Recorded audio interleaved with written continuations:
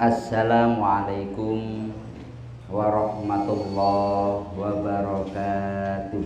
Waalaikumsalam warahmatullahi wabarakatuh. Masih kurang semangat.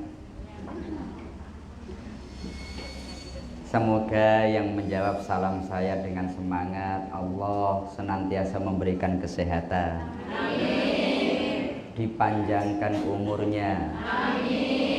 700 tahun.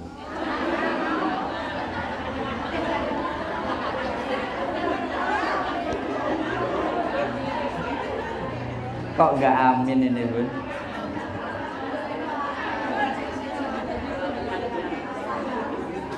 Semoga keturunannya solih solihah. Amin. Amin ya rabbal alamin. Assalamualaikum warahmatullahi wabarakatuh.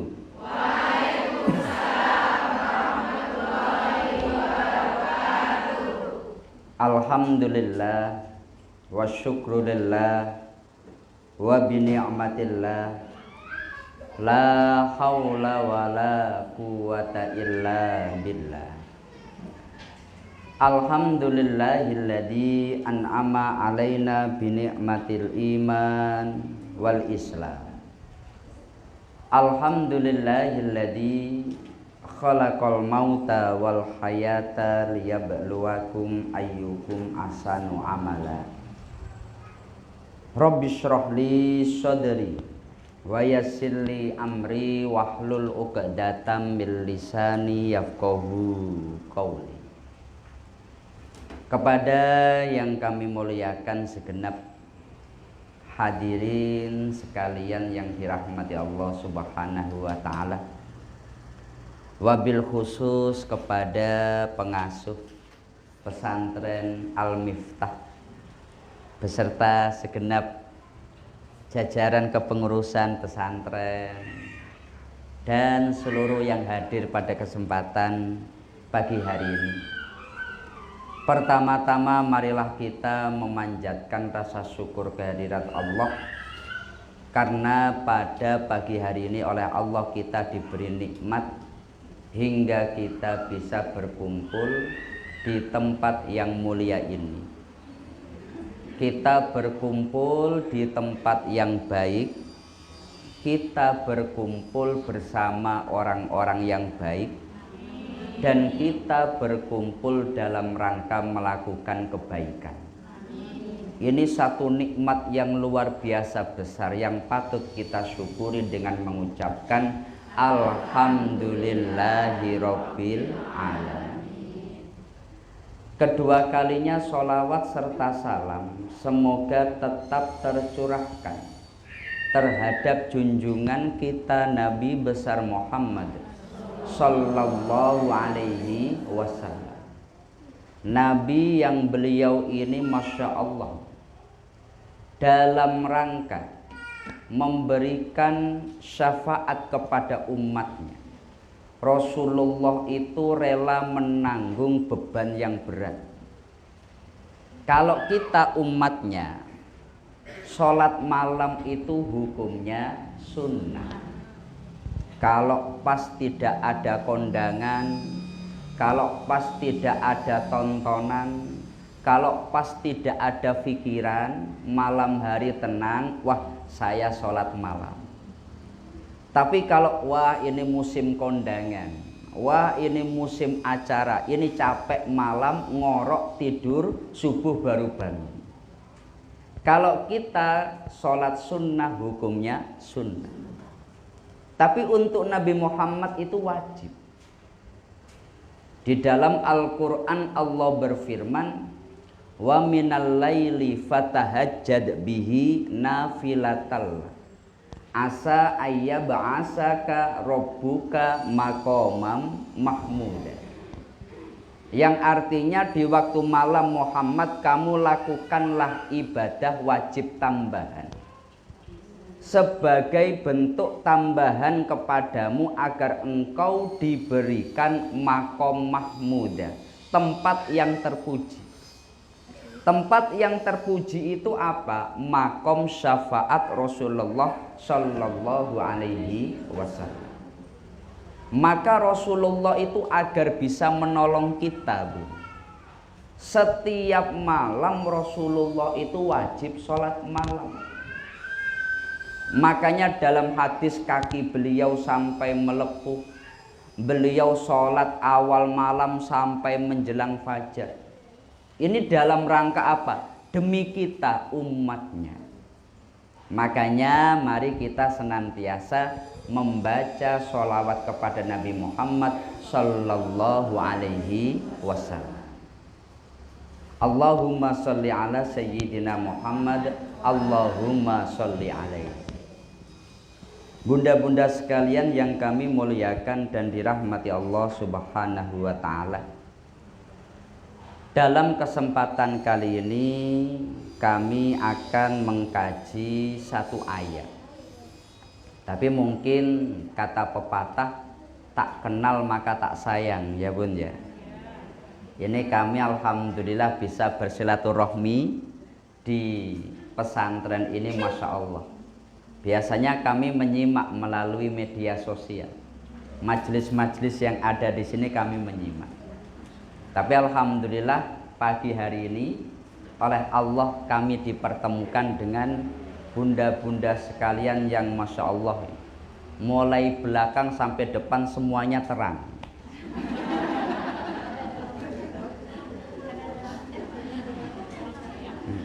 Karena ada lampunya atau karena orangnya ini, Bu? Lampunya. Jadi Masya Allah begini, Bu. Orang kalau dia menuju majelis ilmu, itu jangankan kok dia belajarnya, menujunya saja sudah mendapatkan kebaikan.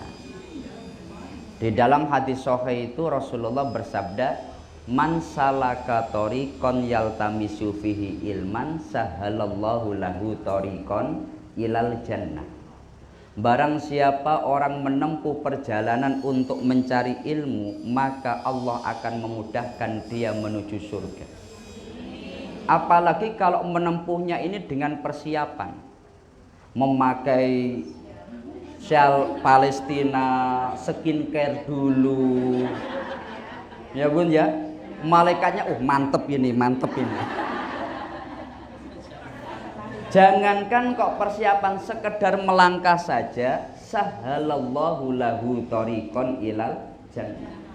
Apalagi ini persiapan, ya Allah saya mau menuju ke majelis ilmu, persiapan dulu, dandan dulu, semua dibereskan dulu. Wah, ini pahalanya tentu berlipat ganda. Amin ya robbal alamin. Dan alhamdulillah kami bisa berkumpul di tengah-tengah kita bersama. Mungkin agar, karena ini kami pertama di sini, nama kami itu Ahmad Mujib Zain, ya Bun ya. Dan alhamdulillah sekarang diamanahkan sebagai Ketua Komisi Fatwa MUI Kota Batam. Dan kalau di pekerjaan sehari-hari itu di Masjid Raya, Masjid Agung, bagian peribadatan Masjid Agung Batam. Dan biasanya kalau mungkin yang punya mobil, yang punya radio di rumah, radio Buya Yahya. Kami yang biasa mengkaji tafsir Al-Quran di radio Buya Yahya. Maka alhamdulillah ini bisa berkumpul di tengah-tengah kita bersama. Adapun dalam pembahasan kita, ini kami akan membahas dalam surat Al-Baqarah ayat 47. Jadi kami ingin membahas begini, sebetulnya akar masalahnya itu di mana? Ya Ben ya. Akar masalahnya itu di mana? Yahudi itu adalah sebuah agama yang nisbatnya kepada Nabi Musa alaihi salam.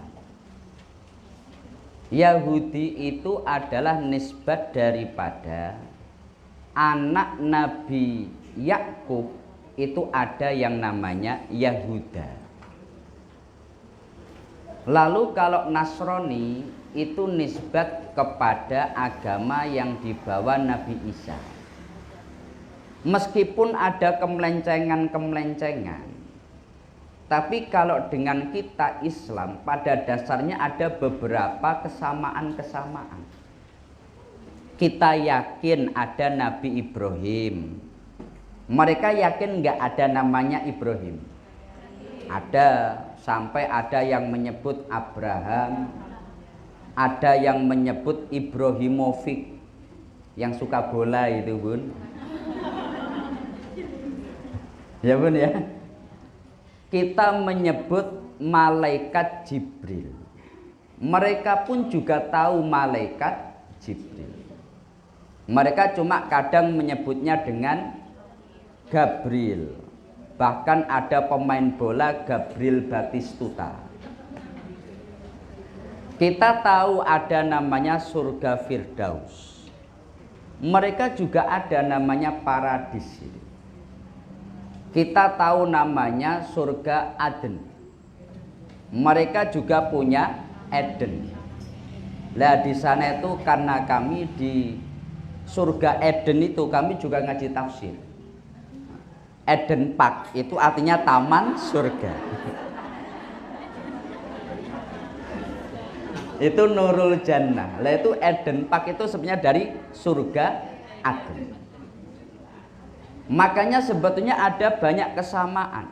Kita yakin manusia pertama Nabi Adam, 3 agama ini yakin manusia pertama Nabi Adam. Tapi kalau di luar 3 agama ini, itu nanti beda-beda kalau kita tanya Buddha, Konghucu, Hindu. Itu mereka tidak kenal istilah Nabi, tidak kenal istilah malaikat. Mereka kenalnya dewa-dewi.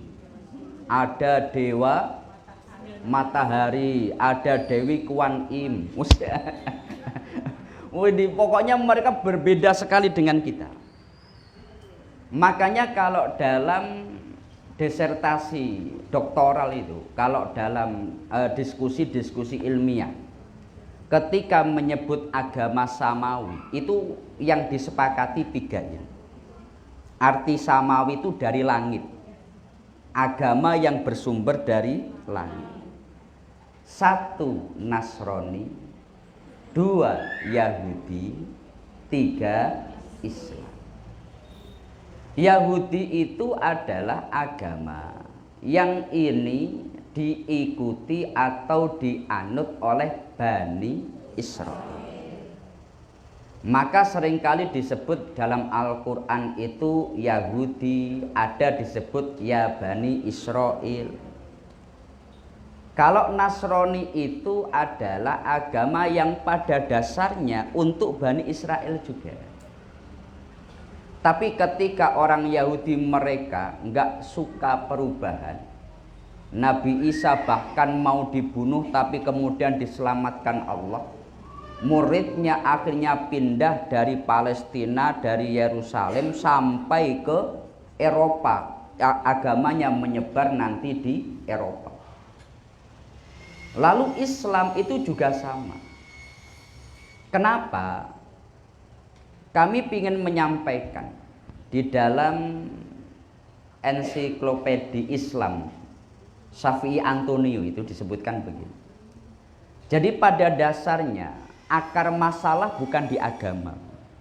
Saya ulangi, akar masalah bukan di agama.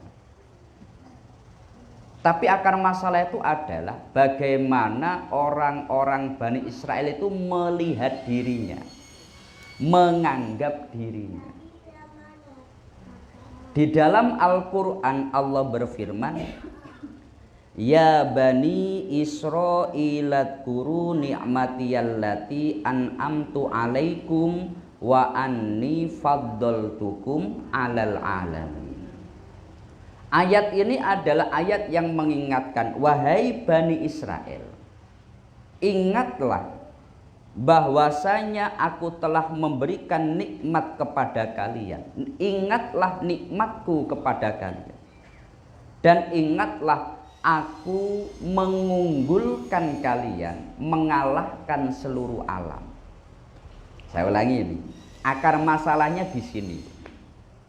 Allah itu beliau dalam Al-Quran bahkan tidak hanya satu kali ayat ini. Ya bani Israil adkuru ni'mati allati an'amtu alaikum wa anni faddaltukum alal alamin. Hei bani Israel, ingatlah nikmat yang telah aku berikan kepada kalian, dan sesungguhnya aku mengunggulkan kalian, mengalahkan seluruh alam semesta. Maka dalam Al-Quran itu menegaskan Bani Israel itu adalah sebuah ras atau manusia atau suku atau kaum yang lebih unggul daripada yang lain. Saya ulangi, ini akar masalah. Bahwasanya mereka itu menganggap dirinya lebih mulia daripada yang lain. Membunuh orang di luar bangsa Israel bagi mereka tidak dosa. Kalau toh dosa itu mereka menganggap nanti di akhirat hukumannya pendek. Nanti akan kami bahas berkaitan dengan dampak keyakinan ini. Jadi mereka itu menganggap dirinya adalah makhluk terbaik di alam semesta. Itu namanya, ya dulu kan ada namanya Nazi ya bun ya, karena menganggap dirinya sebagai bangsa terbaik. Sekarang ya Zionis ini. Maka mereka ketika menganggap dirinya yang terbaik, melakukan kezaliman kepada orang, itu merasa tidak dosa. Karena kan dampak sekarang itu tidak hanya kepada orang Islam, gereja pun juga dibom. Artinya yang mendapatkan dampak itu bukan hanya orang Islam, pokoknya di luar orang Bani Israel. Maka ini yang akan kami bahas. Pertama adalah istilah ya Bani Israel. Kalau kami biasanya yang dibaca ya kitab tafsir bun. Makanya rata-rata referensinya ya dari kitab-kitab tafsir. Ada seorang ahli tafsir terkenal. Kitab tafsirnya itu menjadi salah satu kitab tafsir rujukan. Saya tuh punya kitabnya 33 jilid segini. Ini bukan digini kan, tapi ditata miring gini. Ngangkatnya saja dulu berat itu. Namanya Tafsir Kabir, karya Imam Fakhruddin Ar-Razi. Beliau itu dalam kitab tafsirnya ketika menyebut ya Bani Israil adkuru nikmatiyallati an'amtu alaikum, dan di dalam redaksi yang lain menyebut ulama itu sepakat. Israel ini siapa? Israel ini adalah Yakub. Saya ulangi, ulama sepakat Israel ini siapa? Israel ini adalah Yakub. Yakub itu adalah seorang nabi, putra Nabi Ishak. Jadi urutannya begini. Nabi Ibrahim punya anak, ya bun ya. Nabi Ibrahim itu punya istri namanya Sarah. Sarah punya anak namanya Ishak. Ishak ini kalau dalam Islam nanti kalau orang Latin menyebutnya Isaac Newton itu ya dari Ishak aslinya.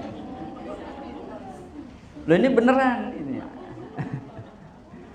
Jadi kita ketika menyebut satu contoh Mikail itu kita. Kalau mereka menyebut Michael Jackson lah itu. Kita menyebut namanya Nabi Daud, mereka menyebut David. Ada sekian kesamaan-kesamaan.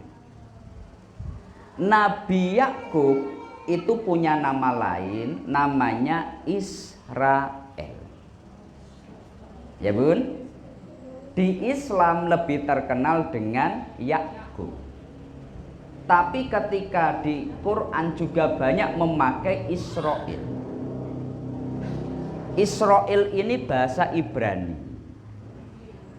Ibrani itu kalau dalam bahasa Ibrani, il itu artinya Allah.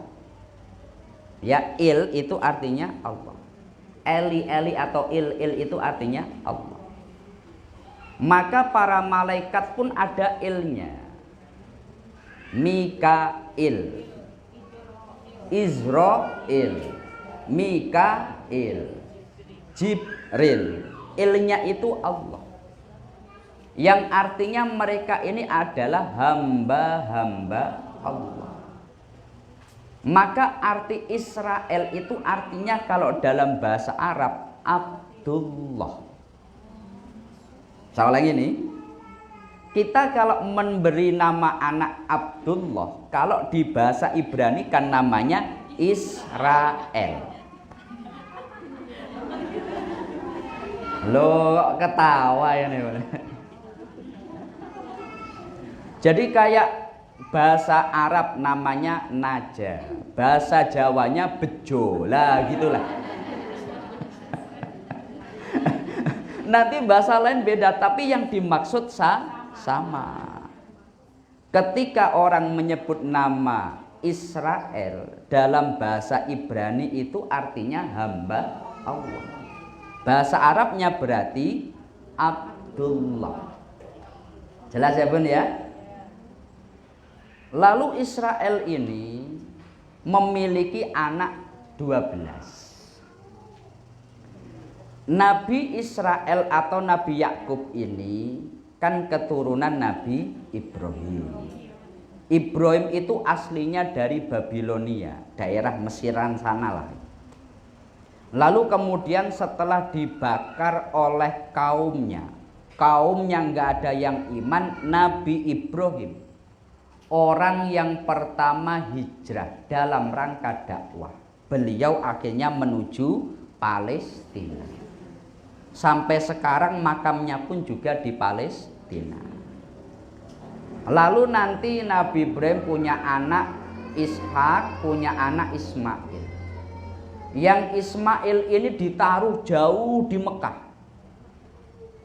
Di Mekah sana Ismail punya istri, punya anak sampai kepada Nabi Muhammad sallallahu alaihi wasallam.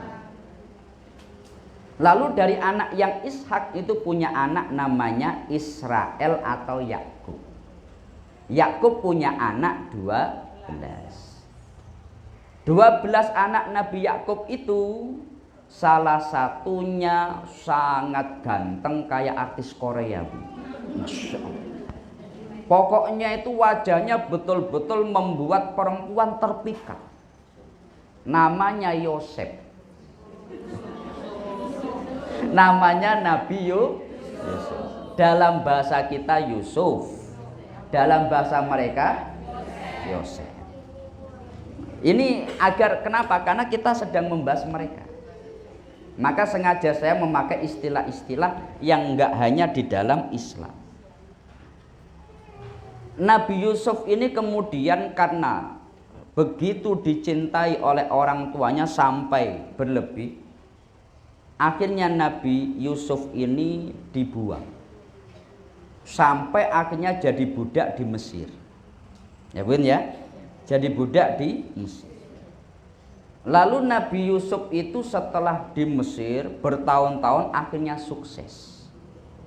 Setelah sukses, kemudian keluarganya diboyong. Nabi Yakub, keluarganya semuanya diboyong. Mereka akhirnya tinggal di Mesir. Di bawah Raja Zalim pada saat itu namanya Fir'aun. Lalu pada masa Nabi Yusuf ini karena Nabi Yusuf punya kehebatan, punya kemampuan, mereka diterima. Tapi Bani Israel itu mereka oleh Allah diberi beberapa nikmat. Tidak pernah dalam mereka ada istilah keguguran, itu enggak pernah. Mereka itu dalam bereproduksi, dalam melahirkan itu sangat cepat. Dari masa Nabi Yusuf sampai kepada Nabi Musa yang itu hanya beberapa ratus tahun.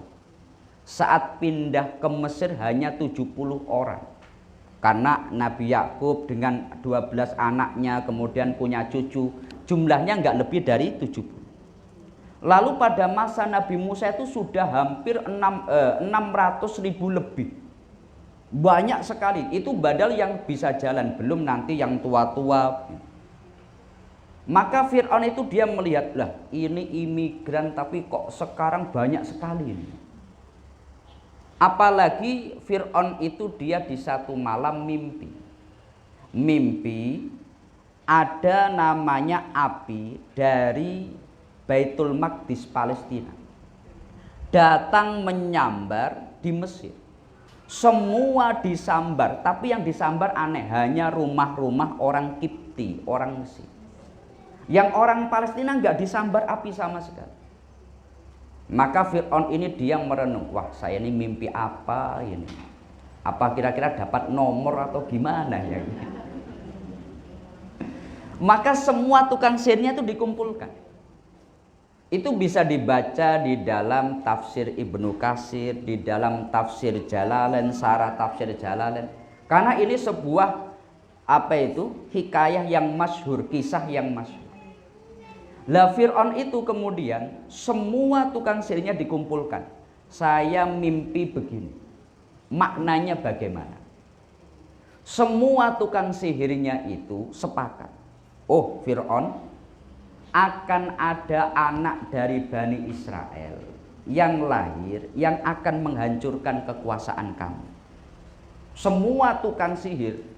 Jadi setelah membaca buku tafsir mimpi, kan begitu Bun ya? Pernah baca itu Bun? Kalau digigit ular, lah ini.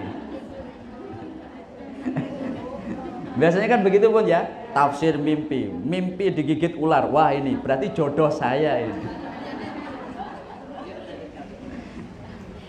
Artinya begini Bun, mimpi itu dulu bahkan menjadi cara Allah memberikan sebuah kebenaran kepada manusia.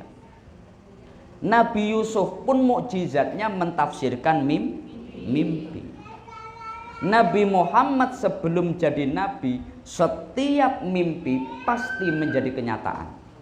Itu kalau dalam kitab-kitab sejarah, dalam kitab Khulasoh Nurul Yakin yang kecil pun itu disebutkan. Sebelum jadi nabi, setiap Nabi Muhammad mimpi pasti terjadi. Dalam mimpi ketemu dengan, umpamanya ketemu dengan seorang perempuan memakai baju ini dengan gaya begini, kenyataan pasti juga begitu. Untung ini Nabi Muhammad. Bila tidak Nabi Muhammad, mimpi nomor yang keluar 478, wes ini langsung ini pasti kenyataan. Umpamanya main bola Indonesia melawan Malaysia berapa, ini langsung. Maka Nabi Muhammad pun mimpi, dan mimpinya itu pasti benar.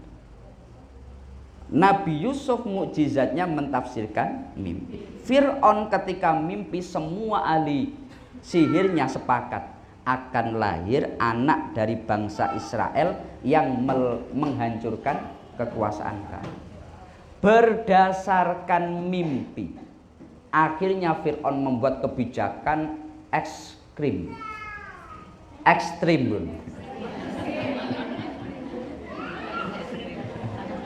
Semua anak dari bangsa Israel yang laki-laki kalau lahir harus dibunuh. Semua anak laki-laki yang lahir dari Bani Israel harus dibunuh. Ini kok bisa memberikan sebuah putusan atau hukum yang keras begini berdasarkan mimpi.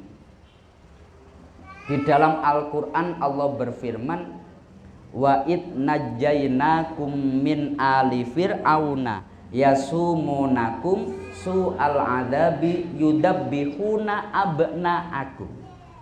Di sana wayastahyuna nisa'akum, kalau lahir anak perempuan itu jadi budak, biarkan hidup nggak apa-apa. Tapi kalau lahir anak laki-laki harus dibunuh. Dan ini ternyata menjadi tanda kelahiran Nabi Musa alaihi salam. Nabi Musa itu akhirnya lahir. Cuma hebatnya Allah kalau memberi atau memiliki takdir, Sehebat apapun kita menghindar nggak akan bisa.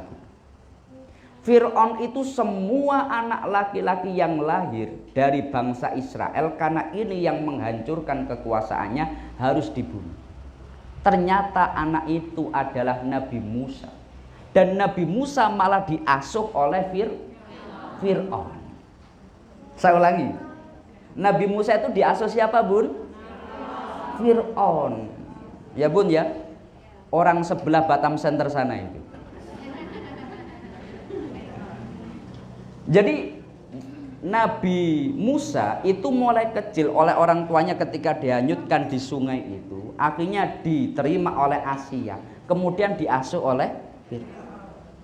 Makanya kalau sekarang itu film yang menjelaskan tentang Nabi Musa, Exodus itu kemarin yang terbaru berkaitan dengan Nabi Musa, ya ceritanya ya sama dengan Quran. Cerita tentang Nabi Musa itu ya dia diasuh oleh Fir'aun, raja Mesir terbesar pada saat itu. Sampai akhirnya Allah menjadikan Musa ini sebagai nabi dan rasul. Nabi Musa oleh Allah diberi mukjizat, namanya tongkat sakti, ya Bun. Nabi Musa ini oleh Allah kemudian diberi kitab Taurat. Taurat ini kalau dalam pandangan Imam Wahbah Zuhaili, seorang ulama yang sangat terkenal dari Syria, yang baru wafat beberapa waktu yang lalu, punya kitab tafsirnya besar namanya Tafsir Munir. Beliau mengatakan Taurat itu kalau dalam kitab beliau disebut Al-Ahdu Al-Qadim. Al-Ahdu Al-Qadim itu kalau diterjemahkan perjanjian lama. Kan kita sering Taurat itu apa, bentuknya bagaimana, ya Bun ya. Lah itu kalau menurut Wahbah Zuhaili di dalam kitab tafsir beliau, kitab Tafsir Munir, itu Al-Ahdu Al-Qadim. Lalu kalau Injil itu apa? Al-Ahdu Al-Jadid, perjanjian baru. Nabi Musa itu akhirnya oleh Allah diperintahkan untuk membawa 600.000 lebih bangsa Israel yang mereka menetap di Mesir untuk menuju Palestina. Saya ulangi. Mereka akhirnya oleh Nabi Musa, dipimpin Nabi Musa, eksodus, perpindahan besar-besaran satu penduduk dari satu negara ke negara yang lain. Itu dari Mesir menuju Palestina, melewati Laut Merah. Ketika melewati Laut Merah itu, Masya Allah, perintahnya oleh Allah kepada Nabi Musa, Musa kamu menuju Palestina lewat Laut Merah. Itu Nabi Musa di depan laut, ya Nabi Musa diam gini. Ditanya oleh kaumnya, ditanya oleh Nabi Yusa. Nabi Yusa ini belum jadi nabi, dia nanti jadi nabi. Nabi Musa, ini kita kemana? Kita ke depan. Nabi Yusa itu dia naik kuda ke laut, ya tenggelam. Dia kemudian naik lagi. Tanya Nabi Musa kemana? Ke laut. Sampai 3 kali tenggelam. Nabi Musa nggak tahu bahwa setting ceritanya menurut sutradara. Jadi belum dikasih tahu. Yang penting kamu dari Mesir ke Palestina lewat Laut Merah. Ketika lewat Laut Merah ini gimana? 600.000 orang. Ternyata langsung Allah berfirman, Fadrib bi asokal bahr. Pukulkanlah tongkatmu ke laut. Jedar. Masa mukul tongkat ke laut cik kan enggak. Ini Laut Merah terbelah. Orang Yahudi ya yakin Nabi Musa dulu membelah laut, orang Nasrani ya yakin Nabi Musa membelah laut. Kita pun di Al-Quran karena dijelaskan begitu, yakin Nabi Musa membelah laut, melewati Laut Merah. Di tengah perjalanan itu Fir'aun itu sudah mulai ngejar. Tapi Fir'aun ini kalau dalam tafsir Ar-Razi, tafsir Mafatihul Ghaib, tafsir kabir Imam Fakhruddin Ar-Razi, Musa itu sebetulnya mikir, Bu, ini laut sebesar ini kok terbelah, ini gimana ini? Kira-kira kita umpamanya ada laut terbelah, berani masuk apa enggak, Bu? Enggak. Jangankan terbelah, enggak terbelah aja enggak berani kok. Tapi ini laut terbelah, lah Fir'aun kok bisa mengejar itu gimana? Ini ada namanya malaikat Jibril. Fir'aun itu dia naik kuda jantan. Malaikat Jibril itu dia berubah menjadi kuda betina. Kuda betina yang sangat seksi. Lah ini pokoknya riwayat, karena kalau membahas Bani Israel itu di Al-Quran banyak sekali kisahnya. Ayat tentang Bani Israel itu banyak sekali kisahnya. Maka Fir'aun itu dia sebetulnya dia nggak berani, Bu. Tapi kudanya nggak bisa dikendalikan. Itu Masya Allah, kuda kok cantiknya kayak gitu. Kudanya ngejar. Pasukan Fir'aun, karena Fir'aun maju, ikut maju. Waktu Nabi Musa dan umatnya sudah di pinggir, lautnya nutup, jebret. Nutupnya kok nggak enak ya, Bun ya? Ini pokoknya nutup ini. Saat nutup inilah tepat tanggal 10 Muharram. Makanya Nabi Muhammad ketika hijrah ke Madinah di 10 Muharram, orang Yahudi kok pada puasa. Tanya, kenapa kamu puasa? Hada yaumun adim, hari ini adalah hari besar. Di hari ini Allah menyelamatkan Musa dan menenggelamkan Fir'aun. Di satu sisi Musa selamat, di sisi yang lain Fir'aun dan pasukannya tenggelam. Nah ini makanya mereka puasa. Rasulullah kemudian berkata, nahnu ahaqqu bi Musa minkum. Kami umat Islam lebih berhak mengikuti Nabi Musa dibandingkan kalian. Kalian sudah melenceng. Maka Nabi memerintahkan para sahabat udah 10 Muharram puasa. Jelas ya, Bun ya? Lalu Nabi Musa melanjutkan perjalanan menuju Palestina. Tapi di tengah-tengah perjalanan itu Nabi Musa oleh Allah dijanjikan, Musa, nanti pokoknya setelah kamu selamat dari Fir'aun, kamu akan saya kasih kitab suci. Akhirnya Allah memenuhi janjinya dengan Nabi Musa dipanggil di Gunung Tursina. Di Gunung Tursina itu selama 40 hari. Di Gunung Tursina itu Nabi Musa membawa 70 sahabat terbaiknya. Ternyata ditinggal 40 hari, umatnya itu sudah melenceng. Yang tadinya menyembah Allah, sekarang menyembah patung anak sapi. Di Al-Quran Allah berfirman, wa adna Musa arba'ina lailah thumma takhottumul ijla mim ba'dihi wa antum zalimun. Alhamdulillah banyak yang hafal ini. Alhamdulillah. Keluarga kami itu keluarga Quran, Bu. Jadi alhamdulillah dari kakak, dari adik, dari istri, itu semua penghafal Quran semua. Satu keluarga itu kalau dari keluarga besar kami itu yang sudah 30 itu 8 orang. Yang dalam proses itu juga masih banyak itu yang kecil-kecil itu. Jadi memang keluarganya keluarga Quran, makanya senang sekali bisa di sini mengkaji tafsir. Cuma kalau kami ini tidak penghafal Quran. Kami dulu pesantrennya di pesantren Kitab Lirboyo. Ya, Bun ya.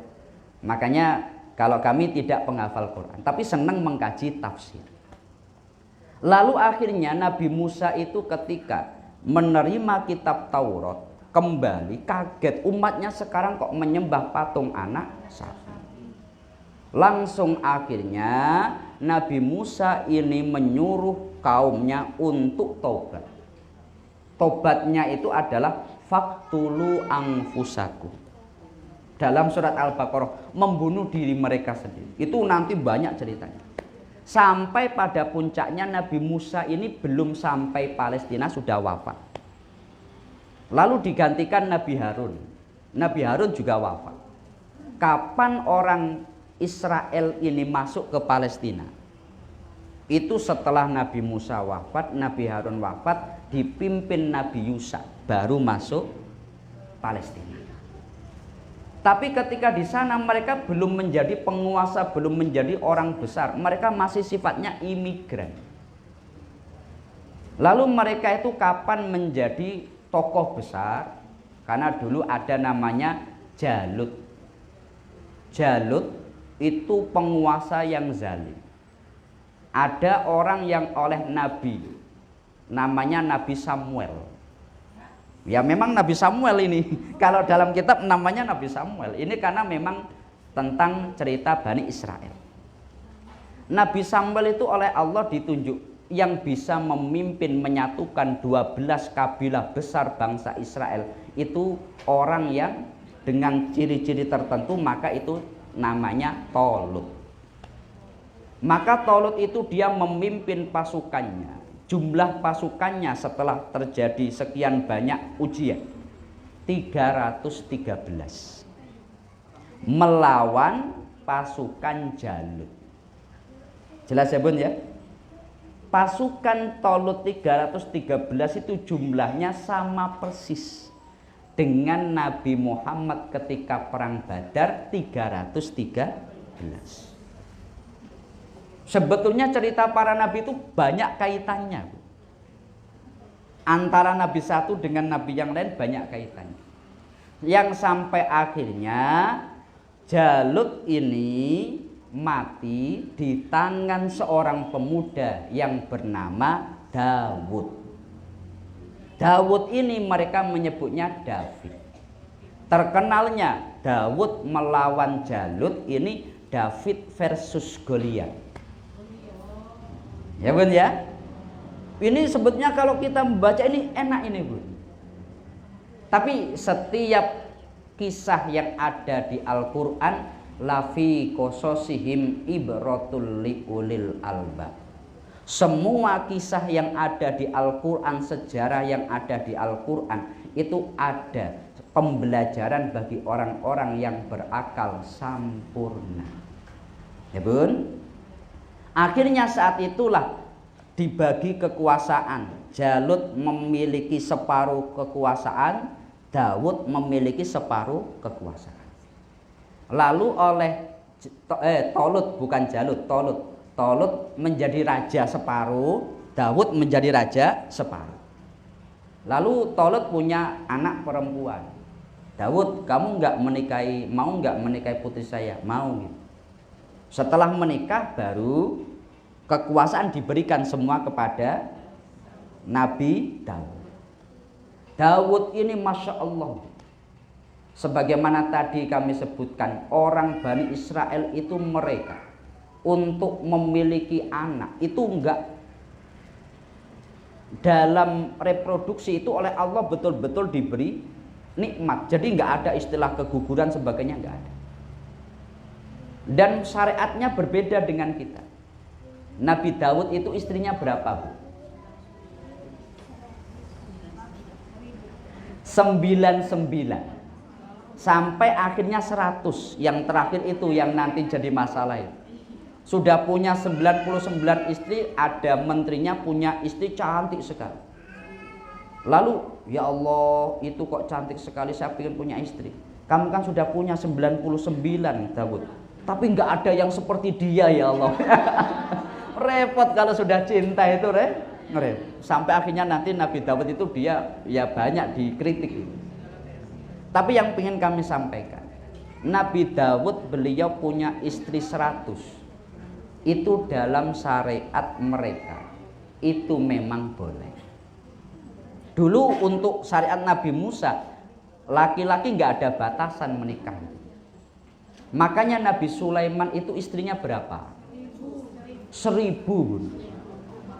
Itu istrinya Nabi Sulaiman ketemu dengan Nabi Sulaiman 3 tahun sekali Bun.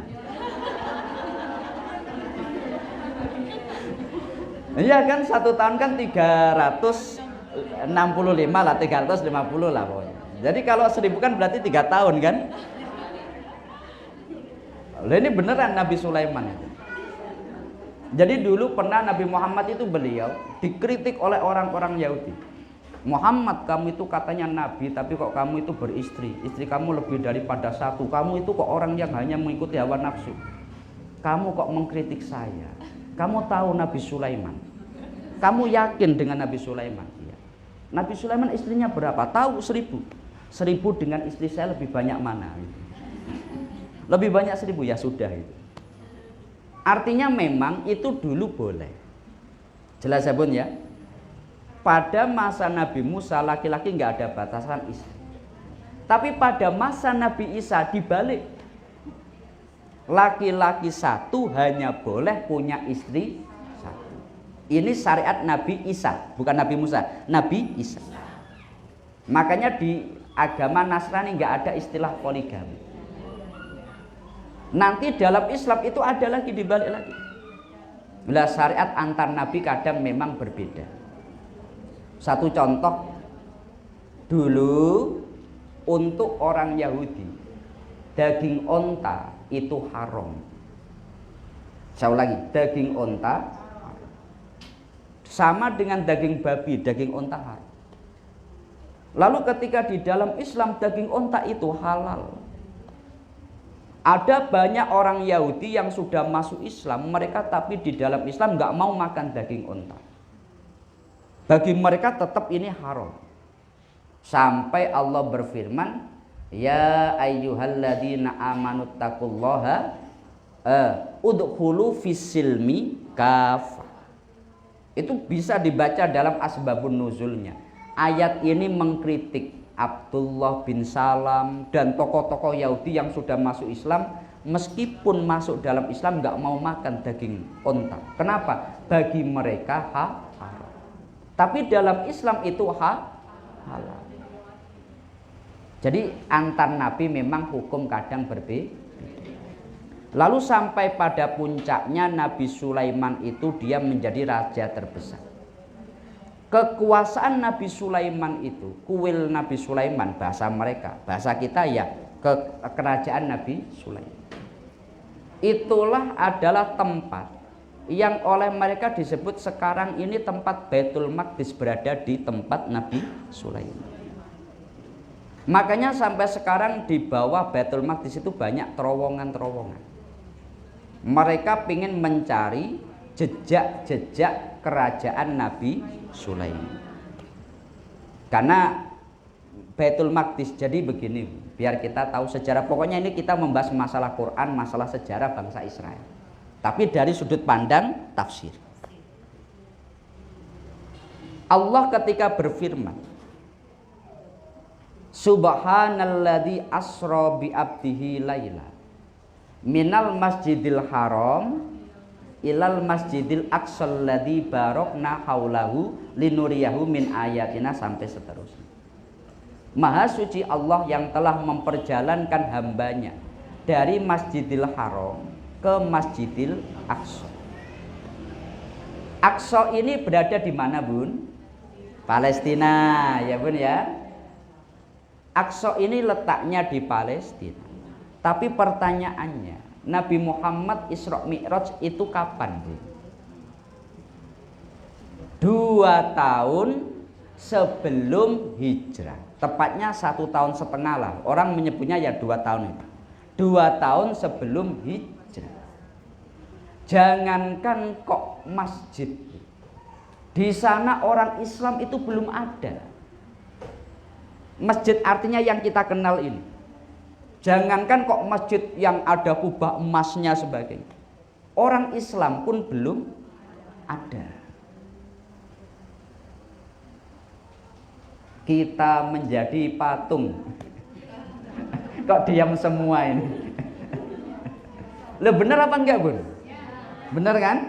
Nabi Muhammad ketika Isra Mi'raj di Palestina belum ada orang Islam, karena Nabi Muhammad masih di Mekah. Jelas Bun ya? Tapi sudah memakai istilah Masjidil Aqsa. Lalu yang disebut Masjidil Aqsa itu apa?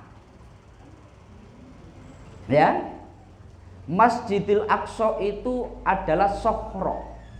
Sokhro itu batu besar, dekatnya Nongsa sana, Bu.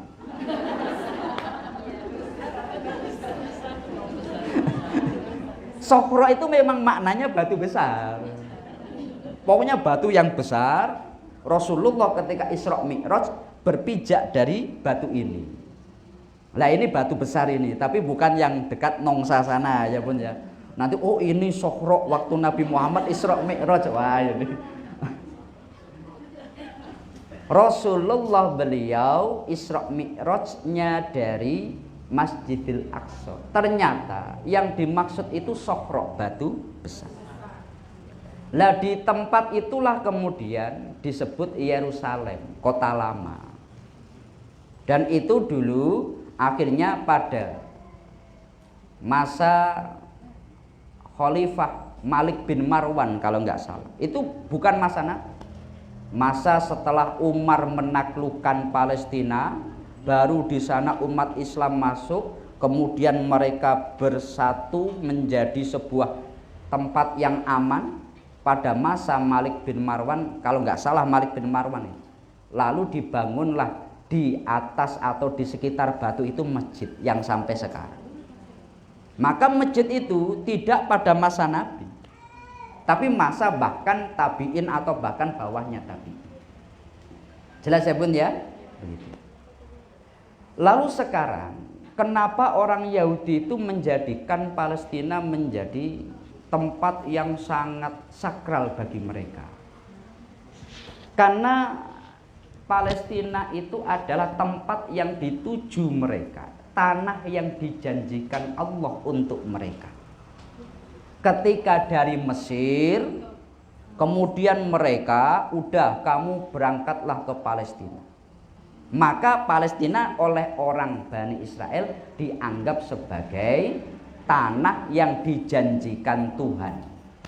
Bahasa mereka begitu. Saya ulangi ya Bun ya. Dari Mesir pindah ke Palestina. Kenapa? Karena oleh Allah dijanjikan di Palestina. Tapi sebetulnya mereka pendatang. Karena Nabi Ibrahim, leluhur mereka pun juga pendatang. Sebelumnya beliau di Babilonia. Jadi mereka bukan penduduk asli sana. Jelas ya Bun ya. Lalu terjadi sekian banyak dinamika sejarah di sana. Ketika Nabi Isa datang terjadi bahkan peperangan terus.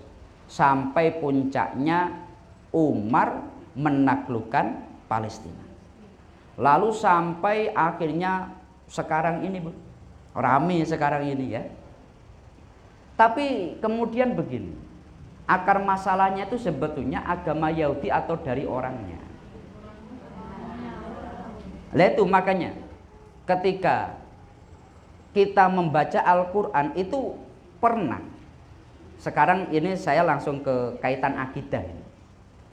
Allah berfirman, ya bani Israil adkuru nikmatiyallati an'amtu alaikum wa anni faddaltukum alal alamin. Ayat ini maknanya begini, wahai bangsa Israel, kamu menjadi bangsa yang lebih unggul dibandingkan seluruh alam. Semua nabi setelah masa Nabi Ibrahim nggak ada yang sah kecuali dari bangsa Israel. Mohon maaf, ada namanya Paijo, Paidi, Kardi, ngaku jadi nabi nggak sah kalau nggak punya garis keturunan Israel. Ya Bun ya, nggak ada istilah nabi kecuali dari bangsa Israel. Makanya itu satu nikmat yang diberikan Allah dan mereka menjadi nikmat, menjadi orang yang paling besar. Cuma mereka kemudian besar kepala. Mereka menganggap dirinya paling mulia, bahkan mereka menganggap karena menjadi kaum kesayangan Allah, bila melakukan dosa bagi mereka nggak masalah.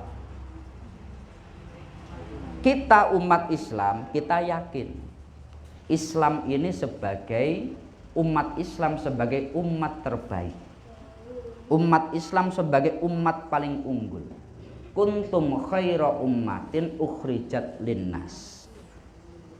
Maka terjadi kontradiksi. Satu ayat menunjukkan umat Islam paling mulia, ayat yang lain bangsa Israel bangsa paling mulia.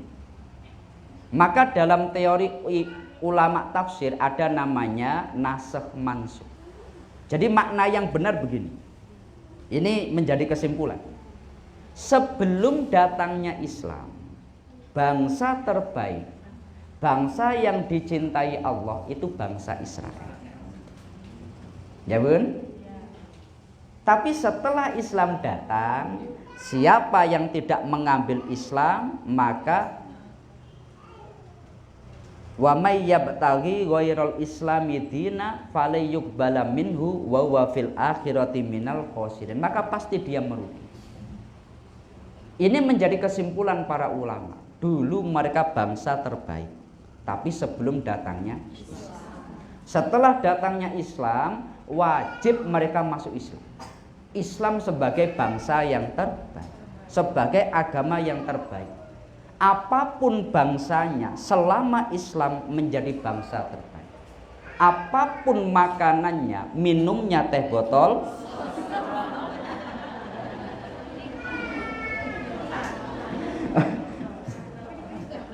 lo bener pun ya.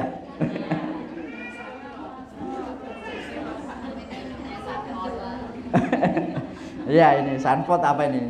Le mineral ini. Jadi kemudian mereka itu besar kepala. Sampai di dalam Al-Quran itu karena mereka menganggap bangsa terbaik. Dalam surat Al-Baqarah ayat 80 Allah berfirman, wa qalu lan tamassanan naru illa ayyamam ma'duda.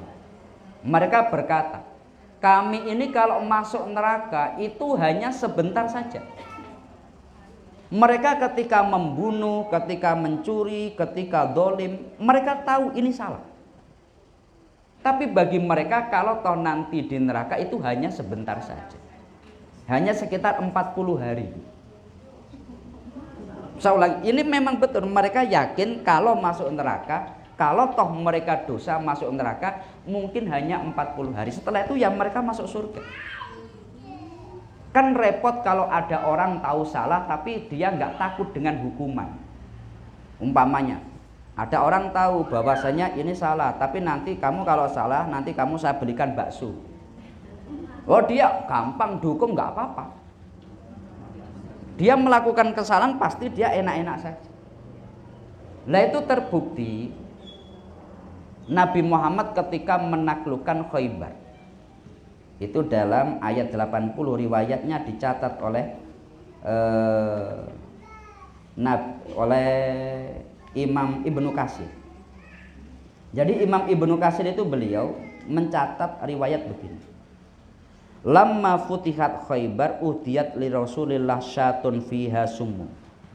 Jadi ketika Nabi menaklukkan tanah Khaybar, itu tanahnya orang Bani Israel.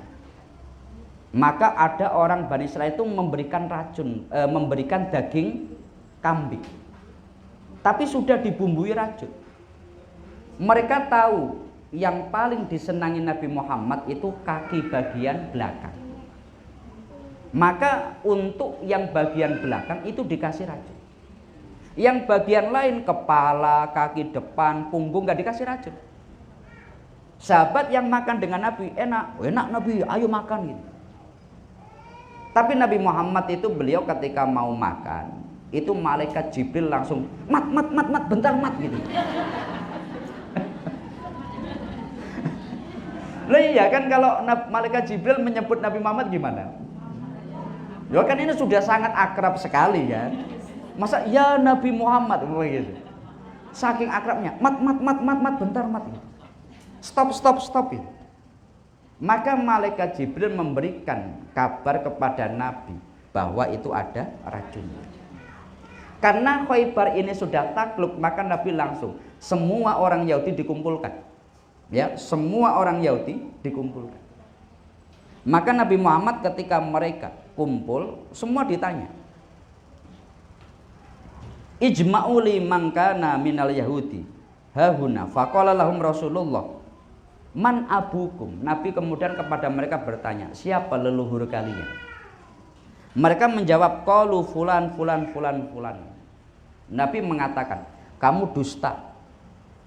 Kalian dari Khaybar ini keturunannya adalah dari ini. Nabi tahu betul. Leluhur mereka tahu. Maka mereka berkata, sodakta wa barorta. Benar kamu Muhammad. Dia sengaja berdusta kepada Nabi. Cuma Nabi tahu yang benar. Saat Nabi membuka kedoknya, mereka mengatakan, oh iya benar, memang begitu. Summa qala lahum hal antum sodiki an syai'in in sa'altukum. Sekarang saya tanya kepada kalian, kalau aku bertanya sesuatu, kalian siap nggak menjawab dengan jujur? Siap. Maka Nabi berkata kepada mereka, hal ja'altum fi hadasyat summa. Apakah kalian meletakkan racun di daging kambing ini? Mereka mengatakan iya. Lalu Nabi berkata, kenapa kamu kok berani mengatakan menaruh racun di sini? Jawabannya itu aneh. Saya setiap membaca ini masya Allah, logika mereka itu memang di luar logika kita. Jadi mereka itu berkata gini, aradna in kunta kadiban annastariha minka wa in kunta nabiyan lam yadurru. Rawahu al Imam Ahmad wal Bukhari wan Nasa'i. Jadi ini ada dalam Bukhari, Imam Nasa'i dan Imam Ahmad. Mereka ketika ditanya Nabi, kenapa kalian menaruh racun di daging kambing ini? Jadi gini Muhammad, kalau kamu bukan Nabi, maka kamu mati kita bebas. Tapi kalau kamu Nabi, toh kamu nggak akan kena racun ini, aman gitu. Coba logikanya gimana? Kalau kamu bukan Nabi, kamu makan ini mati kamu. Udah kita bebas, aman kita. Tapi kalau kamu Nabi, pasti kamu selamat. Ini nggak akan berbahaya buat kamu, tenang gitu. Jadi menaruh racun nggak ada dosa bagi mereka. Kalau nggak Nabi ya biar mati. Kalau Nabi ya pasti selamat. Udah. Kalau memang Muhammad ini Nabi nggak akan berdampak apa-apa. Gitu. Logika mereka sangat di luar nurul. Mohon maaf, ada namanya nurul. Seringkali kan sekarang tidak memakai nalar, tapi memakai logika nurul itu. Jelas ya Bun ya.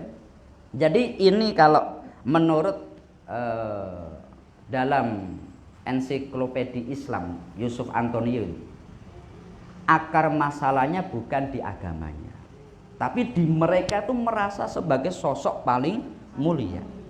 Hingga kepada orang di luar golongannya, kalau melakukan kedzaliman mereka nggak ada rasa dosa. Bahkan kalau toh mereka itu salah, yakin di akhirat menurut mereka hukumannya hanya 40 hari saja. Kan repot kalau sudah begitu.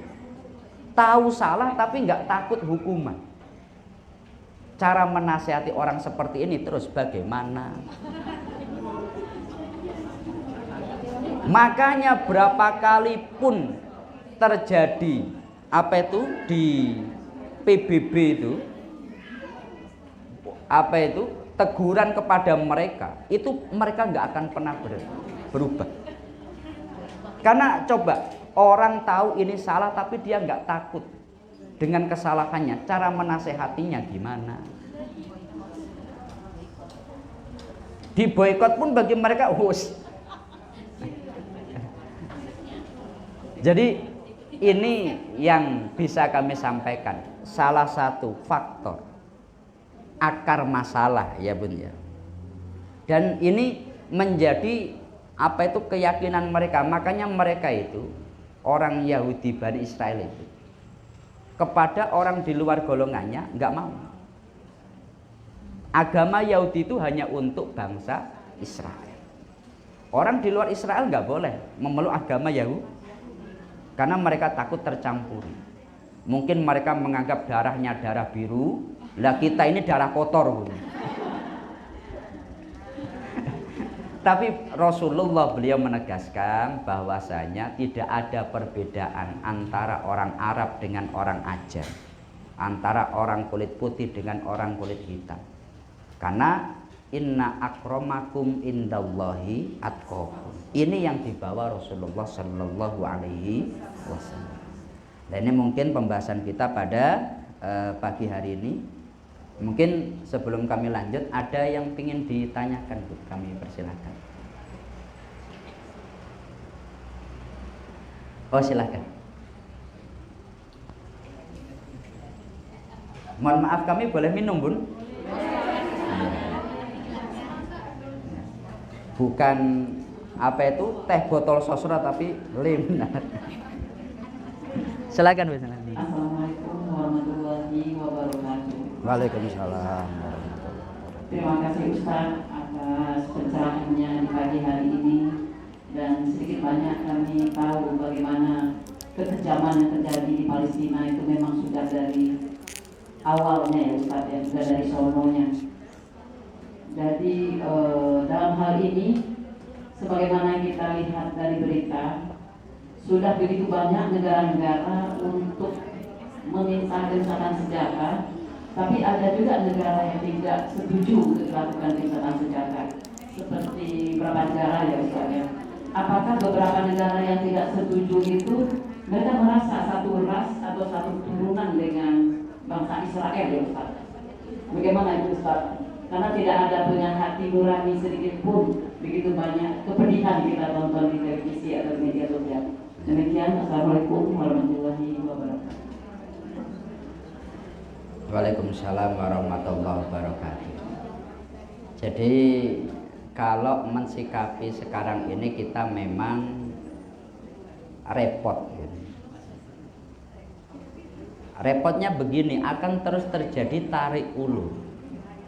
Apakah ini kaitan negara, ataukah ini kaitan agama, ataukah ini kaitan dengan ras dan seterusnya. Hingga jangankan kok negara luar, di Palestina sendiri pun itu kan sempat terpecah. Dulu sebelum 2006, 2007 yang memimpin Palestina itu namanya Fatah. Fatah itu dulu ada namanya Yasir Arafat. Nah, Fatah itu juga berjuang untuk Palestina, tapi mereka tidak mau memakai senjata. Mereka nggak suka berperang karena mereka merasa kalau perang pasti kalah. Maka mereka berdiplomasi. Saat itu ada namanya lembaga sosial keagamaan Hamas yang terus bergerak sampai akhirnya 2007 menang menguasai Gaza sampai sekarang. Artinya kalau sebuah gerakan pembebasan, gerakan perjuangan kan tentu akan berbeda-beda. Makanya kita jangan menjustis bahwa negara yang tidak mengutuk Israel kemudian mensetujui gerakan Israel, tidak. Bisa jadi mereka karena melihat bahwasanya ini daripada perang kan lebih baik dialog, katakanlah begitu, tetap mengusahakan selama apapun masalahnya tetap bisa dikomunikasikan. Jadi dalam hal ini negara yang tidak menolak bukan berarti mereka setuju dengan Israel. Karena contohnya Inggris, London itu termasuk daerah yang demonya paling besar kan. Di Inggris itu Islam berkembang luar biasa pesat itu. Bahkan di London itu wali kotanya Islam sekarang. Oh iya kan? Oh. Tapi dulu Inggris yang menyokong berdirinya negara Israel. Artinya dalam hal ini ya kita, apakah ini melihat dari sisi agama atau dari sisi negara, ini pasti terjadi tarik ulur seperti itu. Tapi yang pasti kita sesama umat Islam kalau ada saudaranya terkena musibah, maka kita wajib membantu atas nama itu. Maka lalu ini atas nama agama kita perang atau atas nama negara kita kemudian berjuang, ya ini orang kadang sudut pandangnya beda-beda. Tapi yang pasti kita sesama umat Islam wajib membantu ketika ada saudara kita yang terzalim. Jelas ya Bun? Seperti itu. Mungkin ada lagi yang ditanyakan? Curhat juga boleh Bun.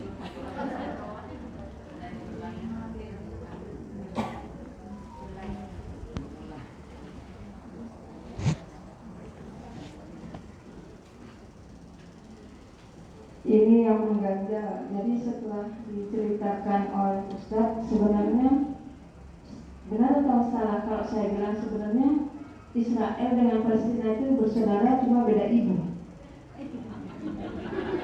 Iya enggak? Iya enggak Ustadz? Terus yang kedua lagi, ya awalnya maksudnya dari dulu-dulunya ini. Yang kedua lagi, apa sih yang menyebabkan negara-negara Islam itu tidak terang-terangan membantu Palestina? Apa yang membuat mereka, apa memang tidak mau ikut campur, atau memang ada sesuatu yang membuat mereka tidak mau seperti layaknya Amerika dan Inggris membantu dengan mendatangkan senjata atau pesawat itu? Padahal negara-negara Islam itu banyak juga. Itu aja Ustaz.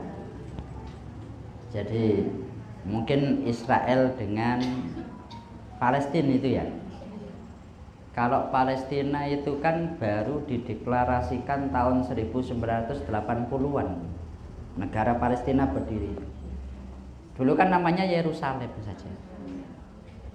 Atas nama negara Palestina itu kan sebuah negara. Lah ini butuh namanya deklarasi kan. Kalau kita proklamasi.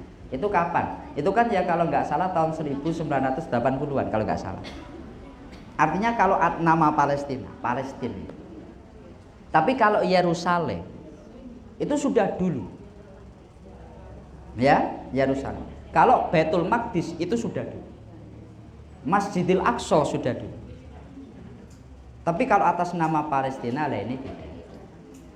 Jelas ya Bun ya?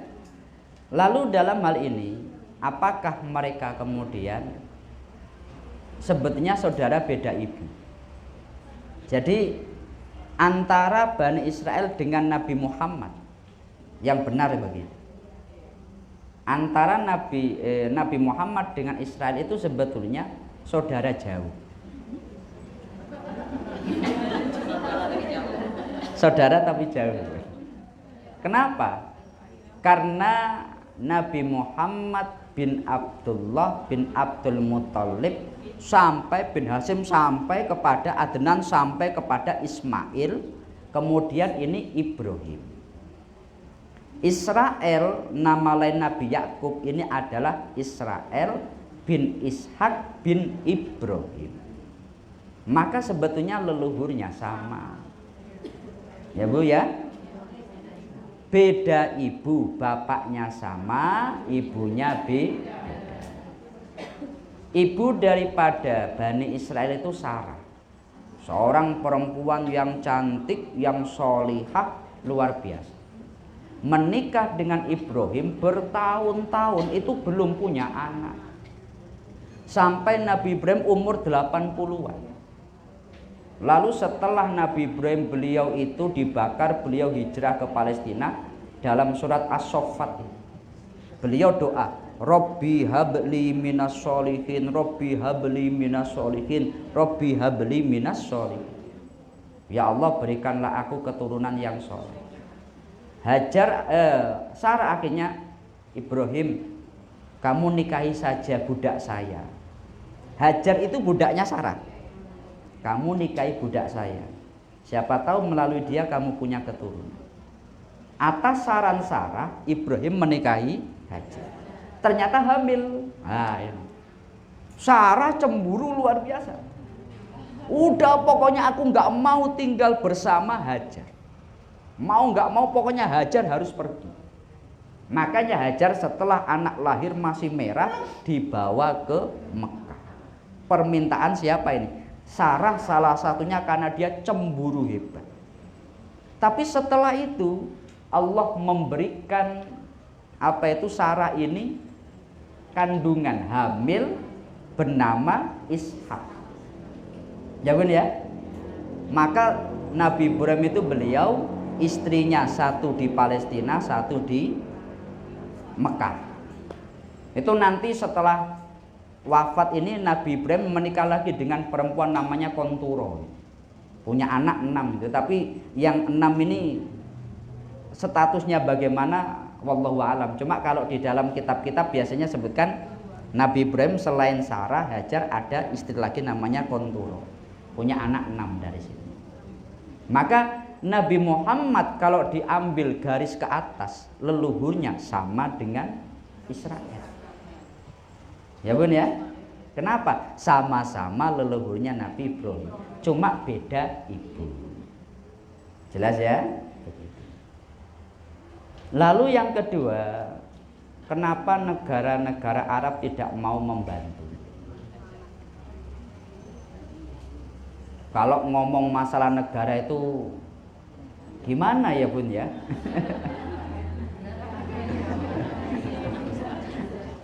Jadi bagusnya begini saja. Mari kita sebisa kita membantu. Karena kalau kita ngomong ke tetangga itu malah nggak baik. Apalagi ngomong negara tetangga, ngomong tetangga saja nggak baik. Karena repot kalau masalah negara itu. Satu contoh, sebagian negara itu kadang melihat, jadi begini. Tahun 1948 kalau nggak salah, ketika dideklarasikan apa itu negara Israel itu. Jadi dulu itu begini asalnya. Di tahun 1800-an akhir, 1900-an awal, setelah terjadi kesepakatan orang-orang Yahudi untuk menjadikan Afrika sebagai tanah impian, kemudian dirubah menjadi Palestina. Maka orang-orang Yahudi dari belahan dunia berbondong-bondong datang ke Palestina. Saat itu masih di bawah kekuasaan Ottoman, Turki. Tetapi pada saat itu orang Yahudi itu mereka bisa tinggal gara-gara apa? Mereka punya uang. Mereka itu membeli tanah. Saya boleh nggak beli tanah ini? Boleh. Saya beli tanah ini. Makanya almarhum Mbah Yai Maimun Zubair itu yang sering berkata, kamu kalau haji jangan sampai dengan cara jual tanah. Karena dulu orang Palestina dia kehilangan tanah kelahirannya. Salah satu faktornya ketika orang Yahudi pertama kali datang, sebelum kuat sekarang, pertama kali mereka masuk itu dengan membeli tanah. Ya umpamanya Batam sini, orang Singapura beli tanah. Lambat laun sini penduduknya Singapura apa enggak, Bu? Iya. Anda yang punya rumah beli harga 3 kali lipat. Seneng ini. Tapi kalau semuanya begitu, lambat laun tanah ini juga akan menjadi milik bukan Indonesia tapi Singapura. Ya seperti itu. Makanya dulu Mbah Yai Maimun Zubair berkata, kalau haji jangan dengan cara menjual tanah. Itu biasanya nggak barokah ini. Ya ini ya belum tentu. Artinya, wah saya sudah terlanjur. Ya sudah, alhamdulillah begitu ya. Tapi kalau belum, kalau bisa jangan, ya Bun. Lah dalam hal itu akhirnya setelah mereka kuat, kemudian mereka mendeklarasikan Israel. Pertanyaannya begini, ini sekarang sudah tidak berkaitan dengan leluhur. Ini sekarang sudah berkaitan dengan masalah negara. Makanya kemarin ketika sepak bola Indonesia itu tim dari Israel itu kan juga banyak yang Islam kan. Orang Israel banyak di sana, bahkan ada partai Islam. Saya ulangi, ada partai Islam. Di dalamnya juga ada orang Islam. Ini beneran. Lah makanya kenapa kadang negara lain itu melihatnya, oh ini tidak hanya sekedar agama tapi masalah tentang negara. Umpamanya Indonesia dengan Malaysia terjadi rame-rame. Itu kita bisa menyebut negara, agama, atau mungkin bahkan rumpun juga bisa. Nah makanya dalam hal ini kalau masalah negara yang lain ya ada banyak faktor. Ada banyak orang mengatakan begitu. Cuma kalau ngomongin masalah negara saya belum mampu. Karena bacaan saya kitab saja ya. Ya Bun ya. Maka kalau untuk masalah kenapa negara-negara lain itu tanyanya nanti pada orang-orang yang ngerti masalah negara. Kalau saya mungkin dari kitab saja. Ya Bun, seperti itu. Karena takutnya kalau membahas masalah negara ribet, ya Bun ya. Kadang orang itu dia ngopi tampak stres, kenapa? saya mikir negara saya. Wah ini pekerjaannya ngopi di pinggir jalan, ngerokok gini, pusing kenapa? Saya mikir negara, pusing ini Mas. Udah kita ngomong yang dekat saja. Ya Bun ya, seperti itu. Mungkin boleh terakhir. Oh ya, 2, silakan.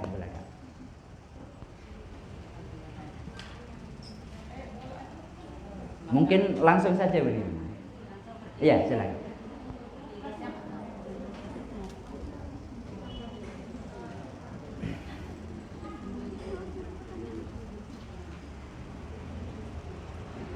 Assalamualaikum warahmatullahi wabarakatuh. Waalaikumsalam.